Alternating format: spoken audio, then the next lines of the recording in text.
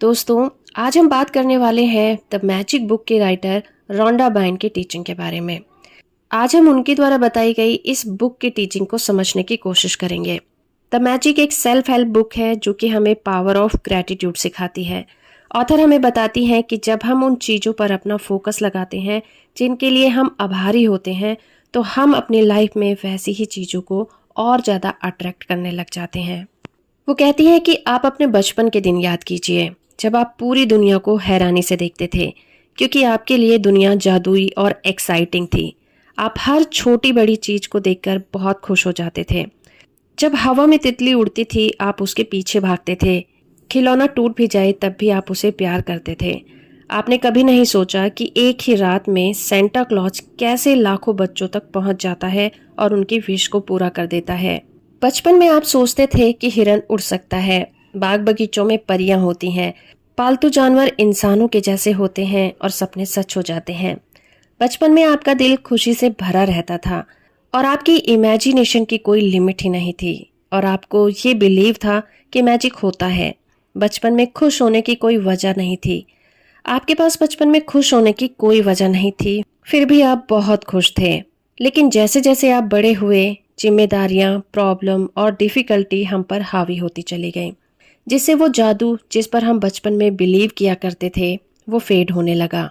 यही एक वजह है कि हम में से बहुत से लोगों को बच्चों की कंपनी बहुत अच्छी लगती है, ताकि हम उस बचपन को एक बार फिर से जी सकें। तो अगर आप अपने जीवन में निराश हैं, लाइफ में कुछ भी अच्छा नहीं चल रहा है, तो एक बार सब कुछ भूलकर बच्चा बनकर देखिए। थोड़ी देर के लिए ही सही, आपको जीने का मकसद मिले ना मिले, थोड़ी देर के लिए आपकी जिंदगी जरूर बदल जाएगी। आप जी उठेंगे। दोस्तों, जिस जादू पर आपने कभी बिलीव किया था वो सच है। आप आज जिस भी कंडीशन में जी रहे हैं वो झूठ है। लाइफ में मैजिक होते हैं और ये उतना ही सच है जितना कि आपका इस दुनिया में होना सच है। आपने जिन सपनों को बचपन में जिया था वो बिल्कुल सच है। और इतना ही नहीं, लाइफ उससे भी कहीं ज्यादा चमत्कारों से भरी पड़ी है। अगर आपको ये पता चले कि आपको क्या करना है, तो आप उन सभी बातों को अपनी आंखों के सामने पूरा होता देखेंगे। बेशक हिरन को उड़ते हुए ना देख पाए, लेकिन आप एक खुशहाल भरी और वेल्दी जीवन को जरूर जिएंगे। ऑथर हमें इस बुक में बताती हैं कि पवित्र ग्रंथ गॉस्पेल ऑफ मैथ्यू में लिखा है कि जिसके पास है उसे और दिया जाएगा, और जिसके पास नहीं है उसका वो भी ले लिया जाएगा जो उसके पास है। ये लाइन सुनने में कितनी बुरी लगती है ना। लगता है कि अमीर और अमीर बन जाएगा और गरीब और गरीब बन जाएगा। लेकिन ऑथर हमें बताती हैं कि इस लाइन में एक पहेली है जिसे आपको सुलझाना है। ये सीक्रेट अगर आपने जान लिया तो आपके लिए नए रास्ते खुल जाएंगे, और ये सीक्रेट है ग्रैटिट्यूड का। तो मतलब ये हुआ कि जिस किसी व्यक्ति में आभार यानी कि ग्रैटिट्यूड है, उसे लाइफ में सब कुछ बढ़ चढ़कर मिलता है, और जो व्यक्ति आभारी नहीं होता, उसके पास जो है उसका वो भी छीन लिया जाता है। ये लाइंस इस ग्रंथ में 2000 साल पहले लिखी गई थी, लेकिन ये आज भी उतनी ही सच है जितनी तब हुआ करती थी। आपको जीवन में जो मिला है, अगर आप उसके लिए आभारी नहीं हैं, अगर आप उसकी कदर नहीं करते, तो आपसे ये ब्रह्मांड उन चीजों को धीरे धीरे छीन लेगा और आप धीरे धीरे उन चीजों को खोते चले जाएंगे। लेकिन अगर आप आभारी हैं, तो आपका अबंडेंस उन चीजों से और ज्यादा भरता चला जाएगा। पवित्र कुरान में भी ग्रैटिट्यूड का ही जिक्र किया गया है। उसमें लिखा है कि अगर तुम दयालु हो तो मैं तुम्हें और अधिक दूंगा, लेकिन अगर तुम अनग्रेटफुल हो तो मैं तुम्हें सजा दूंगा जो बहुत ज्यादा कड़ी होगी। तो दोस्तों, इससे कोई फर्क नहीं पड़ता कि आप किस धर्म का पालन करते हैं, आप धार्मिक हैं या नहीं हैं, लेकिन ग्रैटिट्यूड का नियम आपके ऊपर लागू होता है। ये एक यूनिवर्सल लॉ है जो सभी पर लागू होता है। जैसे सूरज की किरणें सभी पर एक जैसी पड़ती हैं, ग्रेविटी सभी के लिए एक जैसा काम करती है। यूनिवर्सल लॉ भी उसी तरह है जो सभी के लिए एक जैसा काम करता है।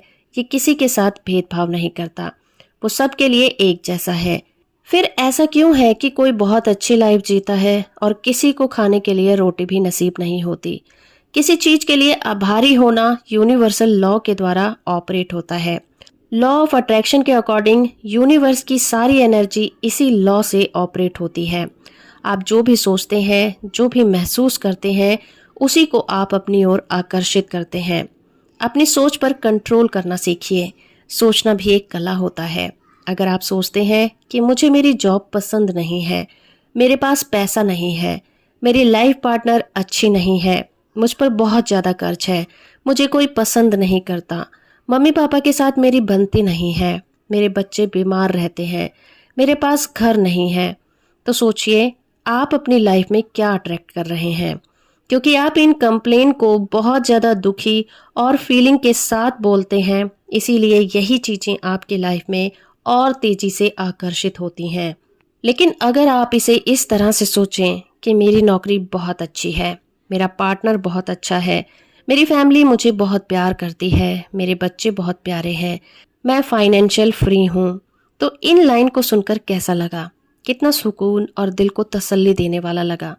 लॉ ऑफ अट्रैक्शन कहता है कि आप जो सोचते हैं वो बन जाते हैं, आप जो चाहते हैं उसे चुंबक की तरह अपनी ओर खींचते हैं। तो दोस्तों, किसी भी चीज के लिए आभारी होना लॉ ऑफ अट्रैक्शन की वाइब्रेशन को बढ़ा देता है। आप जितने ज्यादा आभारी होंगे उतनी ही ज्यादा खुशियां आपकी ओर आकर्षित होंगी। आपने कहावत तो जरूर सुनी होगी, आपके मन में जैसी भावनाएं होंगी आप वैसी ही चीजों को आकर्षित करेंगे। आप जो बोएंगे वही काटेंगे, आप जो देंगे आपको वही मिलेगा। ये सभी कहावतें एक ही नियम को फॉलो करती हैं और वो नियम है लॉ ऑफ अट्रैक्शन का, या फिर यूनिवर्सल लॉ, जिसे कि सर इसाक न्यूटन ने डिस्कवर किया था।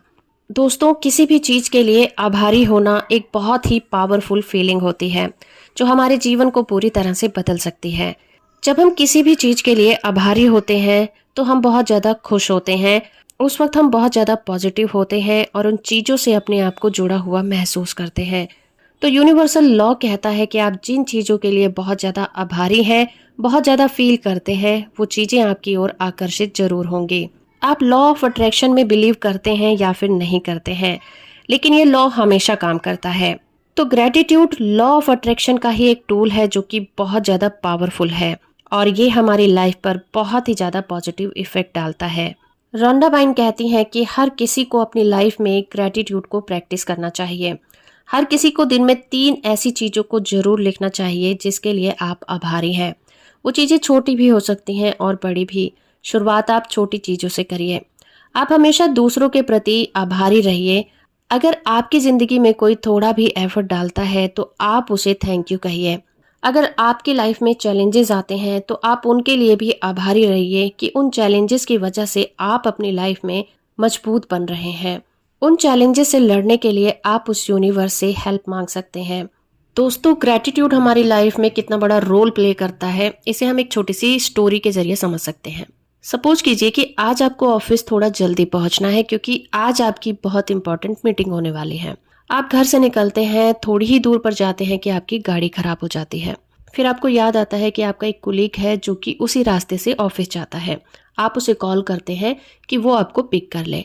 थोड़ी देर के बाद आपका कुलीग आता है और आपको पिक करता है और आप दोनों साथ में ऑफिस पहुंच जाते हैं। तो ऑफिस पहुंचकर आपका सबसे पहला काम क्या होना चाहिए? ऑब्वियस है कि आप अपने कुलीग की इस हेल्प के लिए ग्रेटिट्यूड फील करें। आप उसे महसूस कराएं कि आज उसने आपकी कितनी बड़ी हेल्प की है, क्योंकि आज आपकी एक इम्पॉर्टेंट मीटिंग थी और आपका वहां पर टाइम से पहुंचना बहुत जरूरी था। ये सारी बातें सुनकर आपके कुलीग को कैसा लगेगा? ऑब्वियस है, बहुत अच्छा लगेगा और वो यही कहेगा कि नेक्स्ट टाइम अगर कभी भी आपको उसकी ज़रूरत हो तो वो हमेशा अवेलेबल रहेगा। लेकिन अगर इसके उल्टा आप अपने कुलीग की इस हेल्प के लिए अनग्रेटफुल हो जाएं और उसे कहें कि उसने कौन सा बड़ा काम किया है, उसे तो ऑफिस आना ही था और वो उसके रोज के आने का रास्ता था, तो क्या हुआ अगर मैं उसके साथ बैठ कर आ गया? तो ऐसी कंडीशन में आप इमेजिन कर सकते हैं कि आपके कुलीग का आंसर क्या होगा। वो नेक्स्ट टाइम आपकी हेल्प कभी नहीं करेगा। यानी कि जो हेल्प टाइम पर आपको मिलनी चाहिए वो हेल्प आनी बंद हो जाएगी अगर आप अनग्रेटफुल हैं।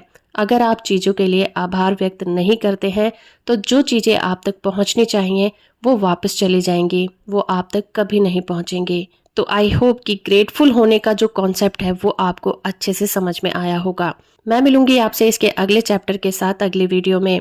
वीडियो को लाइक करिए, शेयर करिए और चैनल को सब्सक्राइब नहीं किया है तो वो भी कर लीजिए और कमेंट करके हमें बताइए कि आपको ये वीडियो कैसी लगती है।